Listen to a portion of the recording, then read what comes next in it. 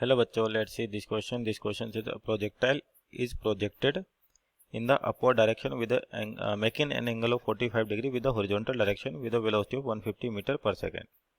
Then the time after which its inclination with the horizontal is 30 degree. G value दे रखी है 10 metre पर second square. तो यहाँ पर आपका जो बेसिक क्वेश्चन है कि प्रोजेक्टाइल पर बेस्ड है, तो पहले तो की कॉन्सेप्ट लिखे कि क्या होगा. तो प्रोजेक्टाइल दे रखा है और उसमें वेलोसिटी डिपेंडेंट क्वेश्चन है, तो अपन कह सकते हैं वेलोसिटी इन प्रोजेक्टाइल मोशन. वेलोसिटी इन प्रोजेक्टाइल मोशन.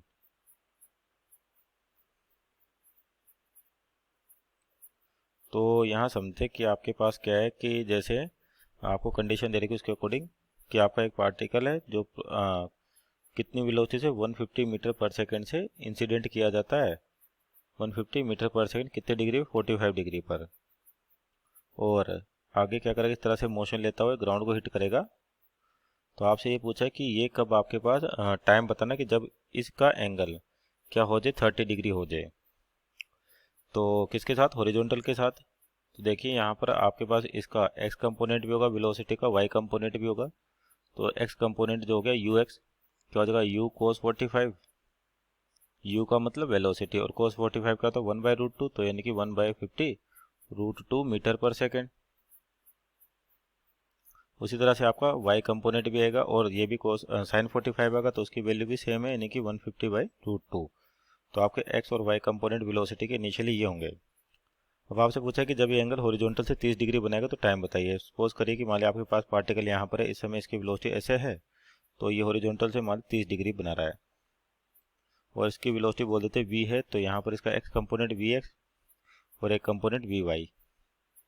तो vx की वैल्यू क्या हो जाएगी? v cos 30, v cos 30 और cos 30 की वैल्यू क्या होती है? √3/2. तो v cos 30 यानी कि v √3/2.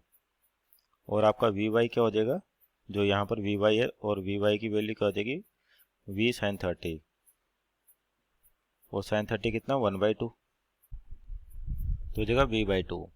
अब देखिए यहाँ पर बात करते हैं कि आपके पास जो एक्सेलेरेशन है x डायरेक्शन में वो कितना? 0 है. इसका मतलब x में आपके पास कभी भी वेलोसिटी चेंज नहीं होगी. और y डायरेक्शन की बात करते हैं तो एक्सेलेरेशन किसके बराबर है? -g के बराबर, क्योंकि वर्टिकल डाउनवर्ड है. तो x डायरेक्शन में अपने पास एक्सेलेरेशन 0, इसका मतलब जो ux है वो किसके बराबर होगा? vx के बराबर होगा. तो क्या ले सकते हैं अपन कि 150/√2 किसके बराबर होगा? v √3/2 के. तो यहाँ पर हो जाएगा 150/√2 किसके बराबर? √3v/2 के. √3v/2.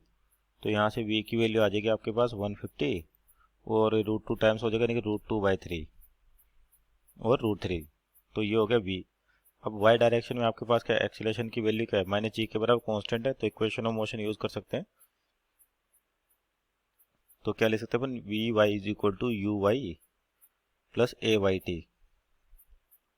और आपके पास vy की वैल्यू है कितनी आपके पास? यहाँ पे देखिए v/2 है और v की वैल्यू है अपने पास, तो ये हो जाएगा 150 कितनी आ रही है? √2/√3 इंटू 2 इक्वल टू uy कितना? 150/√2. और ये किसके बराबर? -g के बराबर इंटू t. तो यहाँ से t की वैल्यू निकालें तो ये देखिए इधर का आएगा और इधर आएगा तो प्लस का हो जाएगा आपके पास. तो 150/√2 तो आपके पास क्या हो जाएगा? कॉमन हो जाएगा यहाँ पे.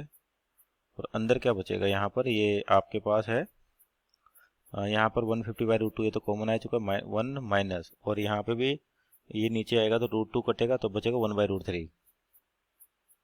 1/√3 ये बचेगा आपके पास. और अपॉन में 10. तो यहाँ से जो t की वैल्यू आ जाएगी सोल्व करने पर आपके पास, तो ये आपके सोल्व करके आता है 4.48 second. So our final answer is 4.48 second. Option check करें तो option number B is our right answer. Hope you understood well. Best of luck.